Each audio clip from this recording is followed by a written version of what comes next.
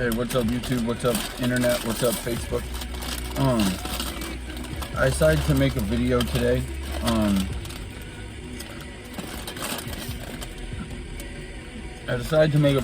Just it's for the car. Sorry that I'm eating. I'm on my lunch break right now. It's for the car community.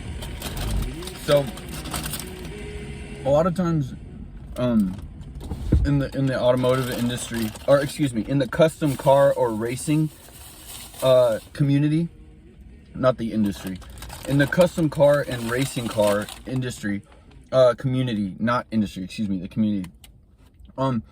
Sometimes you buy a fast car, sometimes you build a fast car, sometimes you take a car that's slow or normal or not fast or whatever. And I mean, if you think about it, all cars are fast these days because it's way faster than running or walking.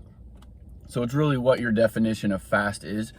But maybe you have a car that you want to make faster, or you want to build a race car, or it's your first time getting into building custom cars or building, performance cars.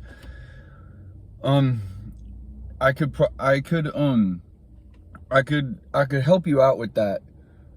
If you have any question, if you do have a car and you want to know where to start, or you want to know, like what mods might be beneficial to your car, please feel free to ask. I'll do my best. I've been around cars for a long time. I'm pretty familiar with what mods will be successful with what applications, etc., budget, what mods. So but the reason I'm making this video today is because it's such a common mistake, and that is K&N air filters. So I mean, if you improve the airflow to your vehicle, you have potential for a performance gain. That's true, but changing the air filter to a K&N air filter is not what you think it is. You'd be much more better off saving that 60 or 70 bucks on gasoline, or putting it towards some wheels, or putting it towards, an actual performance upgrade. Because, okay, so first off, you need to understand what a cold air intake does. A cold air intake does not, and that's different than the filter. A cold air intake is changing the intake tubes on the coming off the intake manifold it doesn't create cold air like nitrous or methanol injection. It actually just it reroutes the intake tubing to a colder part of the engine bay. So if your stock air filter and intake tube goes to the bottom corner with all this housing in it, in theory, if you have a cold air intake tube coming right off the manifold with a conical filter right there, it's not that it creates cold air to put into the engine. It draws air from a colder part of the engine base, in theory, and also usually with a conical air filter, so you have potential to draw more air while getting it from a cooler part of the engine bay instead of stuffed in the corner. Or some stock intakes you don't need a cold air intake because they're already designed at their potential. That being said, if you do something that has that much of a change to where you're getting a performance gain from the location of the air filter or the intake tube, then you also run the risk of needing a tune, because when you change stuff like airflow or the air temperature, there's a couple sensors that can adjust according to that, but if it's a big change, you would want a tune. So your personal, so the computer from the car can compensate for that more air, more fuel, or whatever, rather than just bog out or be lean. So, and then the very root of that is an air filter.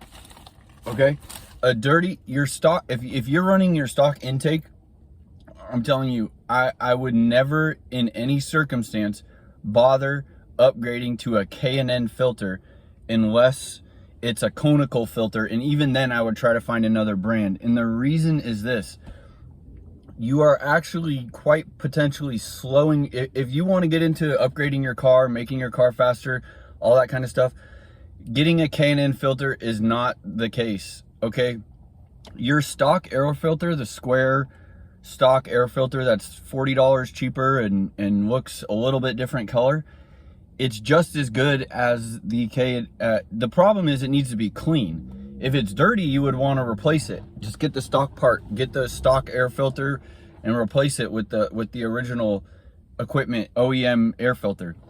When you buy a K&N air filter, they come lubricated with oil. And the truth is that oil, I don't know why they use it. I don't know why, but whatever the case, when you put that air filter in your intake tube and that oil is sitting, it comes pre-oiled from any, as far as I know, every K&N filter comes pre-oiled. And what happens is the oil from the filter draws into the intake tube because of the airflow while the engine's running, and because it's an air filter, and the air goes through that filter, but it also picks up the oil and carries the oil into the intake. Now for your engine, that's not a problem. A lot of engines get oil fumes or systems, you know, oil gets burnt. Oh, slight oil fumes in your intake can be a performance hindrance, but it's not going to cause a problem for your car. But what happens with these K&N filters is the oil comes off of the filter and goes onto the mass airflow sensor. And what the mass airflow sensor does, or your MAF, what your MAF does is calculates certain things like air pressure. I'm pretty sure there's a different sensor for the temperature, but it calculates air pressure and